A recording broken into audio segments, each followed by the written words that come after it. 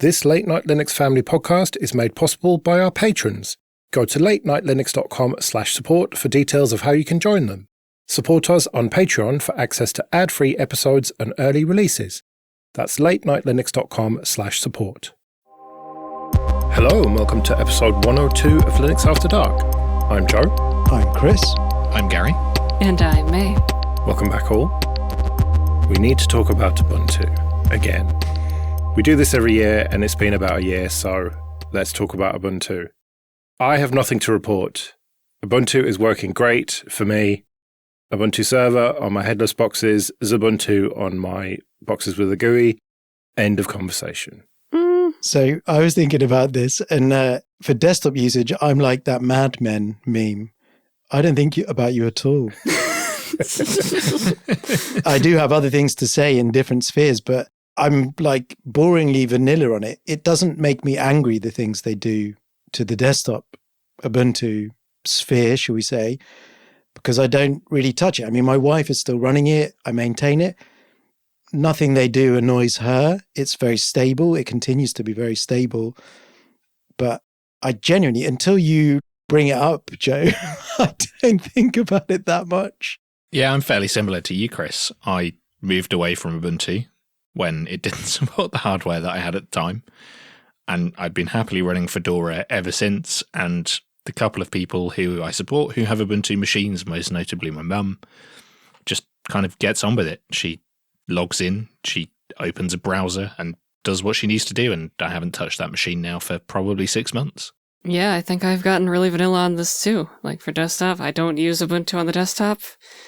Anything that I'm maintaining continues to work, and anyone new is coming to me like, hey, what should I try for Linux? I say, probably Mint. So what about on the server then? Because I know, Chris, you're running a bunch of Ubuntu boxes with ZFS. I've got a couple of Ubuntu VMs, but realistically could switch them up for something fairly easily because everything's containerized, but it kind of just works. Yeah, I mean, Ubuntu Pro things are annoying. There is, you know what it's like, people get so over the top about it. I found a GitHub repository the other day. It's called deshitify Ubuntu or something similar, and it's like a bash script that gets rid of everything that you might do. I haven't turned off the Ubuntu Pro. I think I said before, I don't log into the two boxes I have running headless a lot in a way that would annoy me. Like it just comes up and then I get on with what I'm doing in that session on the box. A lot of stuff is automated. That's not bothering me. I still think the ZFS support is first class. I upgraded one of them to 2404. The other one's still on 2204. But again, nothing happened where I was like, it's fine. I do have to say, I'm starting to get pulled towards George's thing. You mean immutable composable desktops and servers as well? Exactly. So obviously this is a Debian context, but I think it affects Ubuntu too. We spoke before about when you do an in-place upgrade from major LTS releases, and both me and Gary didn't have the greatest time last time we did that for a desktop machine. The headless boxes, I think, because they just have less installed, there's less to go wrong. But desktop installs can get crufty. And I've got this Debian leap coming up where if you install Trixie, you get Pipewire if you install it fresh. But if you upgrade from Bookworm to Trixie, it respects that Pulse Audio is installed and it won't touch it. You can manually upgrade it. But I sort of like the idea that some immutable-based installation would pull that cleanly away and place things cleanly underneath. And I think that's nice. And it does lead me on to think about, I can't even remember what Ubuntu's version of this is called. What, Ubuntu Core Desktop, maybe? See, you can't remember either, definitively. Well, they haven't got an official version, have they? It's like just sort of something that some people at Canonical spun up at some point, and there's an alpha or a beta of it or something. There's not a proper release of it, like with Fedora Silverblue and Bluefin and all of that. Well, I just looked on the Ubuntu Core Desktop GitHub repo, which is in the Canonical org on GitHub, and it hasn't been touched for at least 6 months. And the last commit was fix CI/CD pipeline on the make file. So I'm not convinced it's under particularly active development anymore. When we were in Riga, there was a babble about it. Yes, they've never pushed forward with it, but that model in general, here, it would be nice to know that I don't have to change the sound system manually and then deal with the aftermath of that and not have this kind of immutable root file system to be able to pull and change and roll back, maybe wait, maybe file a bug, roll back to a pinned deployment and all of that. But to steer it back to Ubuntu, it will still be what I reach for spinning up containers, which I do a lot of work, because there's a wide range of packages in the repository and a lot of projects will still use that. Developers of things that I support, for example, are running Ubuntu in WSL to maintain things. So it makes my job easier. And thus, I feel it's important that Ubuntu continues to be strong, that Ubuntu is healthy. I certainly agree, because it's a really good counterpoint to Debian. Like, the reason why you need to manually upgrade from Pulse to Pipewire on Debian is because that was a choice that the maintainers made. It could be automatic. And as far as I know, it's not that hard to do, so that's a thing that could have been automated. But because of the way things work in Debian, it is preferred to leave an installed system the way it was before, rather than change it to suit the new thing. Ubuntu does this all the time, of updating new software after you upgrade. It's not impossible to do in deb packaging. It's just something that Debian doesn't generally do. Well, yeah, like when they went from Unity to GNOME, for example. It's just a thing that can be done. Deb packages technically do that. Debian could technically do that. It's a social thing. Well, I agree with their decision, though. I think that if you've got a Debian system that is working and it upgrades to the next version, it should still work. And yeah, okay, Pipewire is not exactly new, but it does make some things a bit weird if you've got certain audio interfaces and everything. So I think it's a good decision, personally. It's too bad that there's not a good way to get that information to individual users. You kind of have to expect them to figure it out. But it's Debian. I hope you expected a little bit of this from them. Oh, of course. And as I've said before, if somebody asks for recommendations, I'm still going to go towards Ubuntu and maybe the work that George is doing and that Fedora are doing. But I'm going to go for both of those ahead of Debian because of these things. Because you think about the history there, they didn't have the non-free repositories enabled until Bookworm. They are very much, we don't take donations, we take hardware donations. They operate under a governance model. And the reason that Ubuntu exists in the first place is to put some more of the batteries included type stuff in on top of that, which makes sense. It's just sometimes they can be frustrating in other ways, and the parent company, which sullies that ever so slightly, I think. Oh boy, is it time to talk about Canonical instead of Ubuntu? What, Canonical, the company that is made up of hundreds of really cool people who just want to work on free and open source software and try and make a little bit of positive change in the world? Oh, yeah, that's definitely what they still are, yeah. That's definitely what they always were, yeah, right. I honestly believe that to be the case. I believe the majority of the people working at Canonical are cool people who just want to work on free and open source software. For now. I think you're probably right, Joe, but as we discussed in previous years when this topic has come up, people we know that have worked there have continued to leave, even if they've been there for a long time. And you can't get away from the fact that the hiring process is opaque, to be generous, and bonkers, to be honest. And the way that they arbitrate who is a worthy candidate for going through that process, for my money, is incredibly blinkered. And it doesn't make sense to me. And if you can easily find multiple reports of people that have been through multiple rounds of that. And I can't believe when that's publicly available, other people look and go, yeah, I'll probably go through that process as well now. It seems fine. That remains for me incredible. The way that they choose who to hire, who ends up getting hired, who doesn't end up getting hired, doesn't make sense to me. I think that it has led to some very interesting decisions in the past few years, for sure. On one hand, it's kind of none of our business is outside the company, but they make it so transparent that what they're doing is really silly. So in the defense of Canonical, or in the attempted defense of Canonical, whenever any position comes up, they get tens of thousands of people applying for that position. How is that any different from any other large tech company that doesn't have these same crazy hiring practices? I don't know. Please tell me.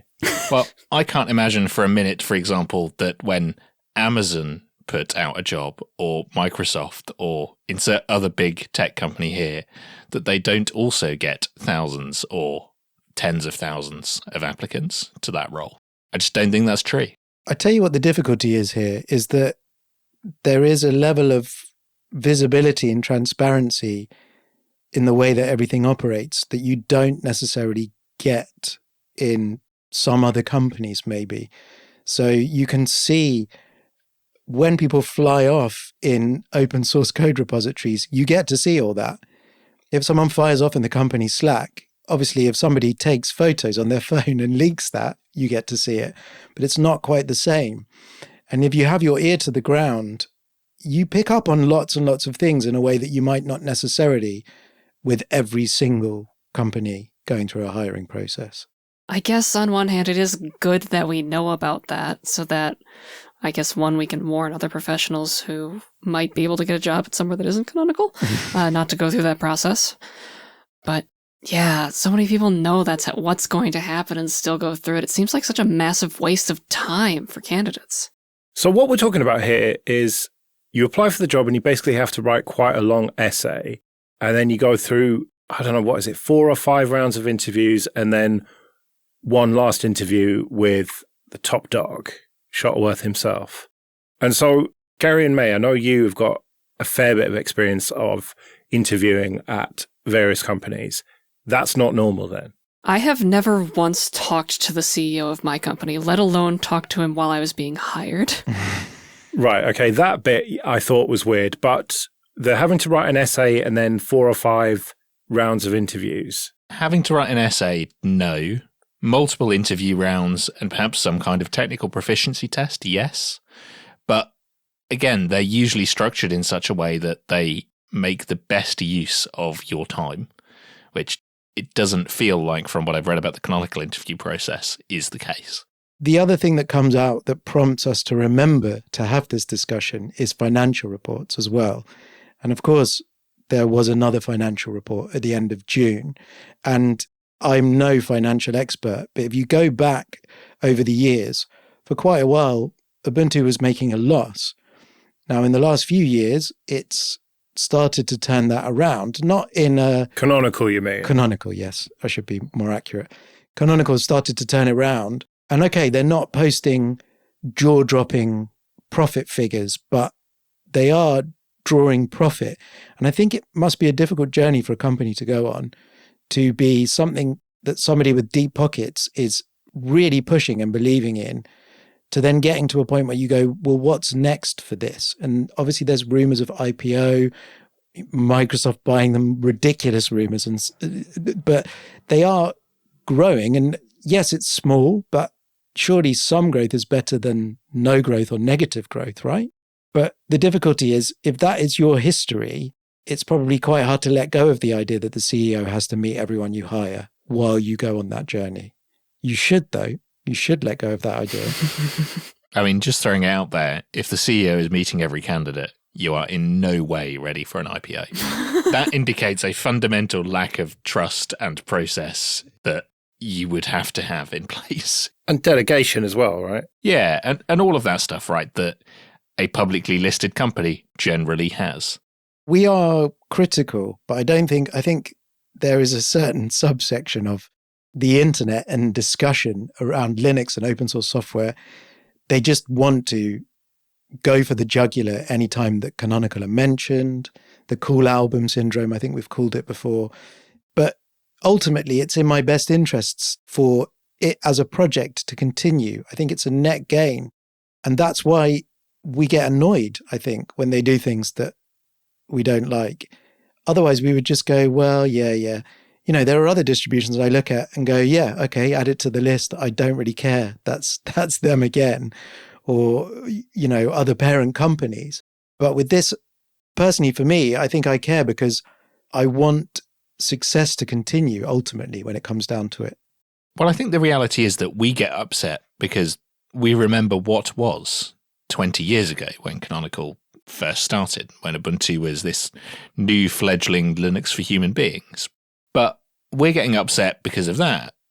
And the reality is that the stuff that's happening inside Canonical and that we can see are just things that companies do when they grow. And does that make them less of a good open source citizen? Maybe, maybe not. Does that upset the community in some way? Absolutely, because businesses don't work in the way that communities do. And let's face it, Gary, you're just salty because they demand that you have a degree to work for them and you don't have a degree. Well, I mean, I think it is ridiculous. I mean, personally, I am too. I am too, and I've got one. If I wanted to apply, I look around at people I know, and it is such a non-marker of who is good in this field. I'm sorry. I mean, yeah, I know people with degrees who work in positions that are completely unrelated to their degree, who have got in that position probably over someone else because they happen to have a degree, right? I think for me, I find it particularly insulting because I could probably go and get a degree if I wanted to. But the reality is that when I was 18 and leaving high school, I couldn't afford to go to university and get a degree. Does that mean I'm a worse candidate than someone who could afford that and was from a background that could afford them that? Maybe, maybe not. But you're right, Chris. It seems like a very arbitrary marker of someone's character. It's quite frankly classist. Yeah. Yeah. Like I said, I was from a working class family and just outright couldn't afford to go to university even though I had offers on the table. And that seems like such an arbitrary and unusual thing for a startup to do, which obviously Canonical isn't anymore, hasn't been for a long time. It's a well-established 20-year-old company. But can you possibly imagine a small, agile startup giving a flying fuck whether you've got a degree or not, if you've got the skills and experience and GitHub, whatever, to prove that you can do the job? Of course not. I certainly can if the tech bro in charge is kind of a jerk, but it happens all the time. Have you hit the nail on the head there? I think you're right, May. And the reality is that most large enterprise software companies also don't require people to have a degree anymore. It's sort of this relic of the past, isn't it? That once was probably a marker of someone's ability or intelligence level or way they work. But the reality is that those things are learned skills, and anyone who has worked in the industry for long enough also has the analytical thinking skills or communication skills of someone with a degree to a certain extent. Or they're really, really good at lying about it. Well, a degree proves that you can commit to something for 3 or 4 years. And a CV full of positions that you've been at for 7 or 8 or 9 years doesn't. It's just a nonsense measure, isn't it? Yeah. And I do think that the autodidact is generally king in this field as well. Says you with a drama degree, is it, Chris, working in IT? Yeah, well, but the thing is, Popey said this a number of years ago on one of the podcasts. I don't have any qualifications for what I do, like written down certificates, but having the germ of being an autodidact is important because everything is always changing. And if you don't have that instinct to want to know what's new, how things are changing and keep up to date, then you just rest on your laurels. So that personally for me is much more important. We met an undergraduate student recently who has only had 5 months access to our cluster, and he is light years ahead of anyone I've ever met. And most of the stuff he didn't know 5 months ago. And it's not because, he had a computer from the age of 2 or something. It's because of his attitude. His attitude is very much to be like a sponge and to question. And that's much more important. And he could have done a lot of the computer science stuff. He's actually doing physics, but the computer science stuff, nobody has really taught him that. He's just taken the bull by the horns. And presumably reads things properly, understands them. Yes, exactly. And you can tell really quickly. And I don't want to become Boomer FM, but honestly, we are skipping the bit where you pick up a piece of paper and analyze what's on it. And it's terrifying. But yeah, I do think, to steer the conversation back on course, that this is a difficult moment, isn't it, for Canonical? Because if you start to tip over into generating profit, there must be an annual decision as you collate your reports. about where you want to go. And that conversation's probably started, and thus the rumors of an IPO. But where are they going to go? Are they going to go really big at some point? Are they going to go, that's it, we're going to really go to smash it? Or are they going to go for slow and steady? Well, and more importantly, how does having an annual report and potentially doing an IPO and having shareholders or a board that you're accountable to change internal culture and processes? That's the bit that concerns me more than will Ubuntu change. It's will the company change to become something that I no longer want to support or have anything to do with. A lot of these big tech companies have these awful performance management cultures, these awful return to office mandates and things that make sense for shareholders and getting value from assets they've invested in, and don't necessarily result in a better product. Well, I can't help but feel that it would be probably better for the culture to have, well, frankly, not Shuttleworth calling every single shot. It's true, but it depends who replaces that chair or what that chair becomes. Do you see what I mean? I think you're right. I think, as I mentioned earlier, when you go on a journey from being someone with deep pockets that desperately loves a project and keeps dipping into the pockets in the early days to keep the ship afloat, that does leave a residue sometimes of clinging on too tightly. It's the old bird in the hand thing. If you love it, you don't crush it to death. You let it fly away if it wants to. But this is the difficulty. If in a few years, the last couple of years, I know, Jim Salter loves to say, don't think this has ever been any different, young buck, but it does feel like the last couple of years, it's been more accelerated. Maybe it's because I'm working closer to it. But all the time, you look at companies and 6 months after they've gone in a direction incredibly strongly, suddenly there are 3 tiers of monthly subscription. All the things you loved about the product have gone. That's the kind of thing that is worrying. I think you're right, Joe. Take your hands off the wheel, but don't give them to Mad Max. But to return to where we started, it's not annoying me. I'm very happy running it on headless boxes. I'm very happy bootstrapping customized containers, a lot of which I use, as we've discussed before, to provide desktop libraries. Well, using a very popular desktop distribution of Linux is going to give you broad repositories with a good bundle of those at arm's length. So it makes sense. So I do think I'm less uptight about it maybe than I might have been previously. And I touch a lot of Ubuntu for work, and I'm just happy they backport GCC 14 to 2404. So for as much as we can say about it, the product is working. Yeah, and for me, it sits there and is a nice base for the containers and the Nginx reverse proxy and stuff I want to run. And that's kind of it. Like, it ticks along in the background and runs a bunch of the stuff I use every day without me thinking about it too much. And look, it could be worse. IBM could have bought it. Well, we better get out of here then. Yes, we should get out of here. We'll be back in a couple of weeks. But until then, I've been Joe. I've been Chris. I've been Gary. And I've been May. See you later.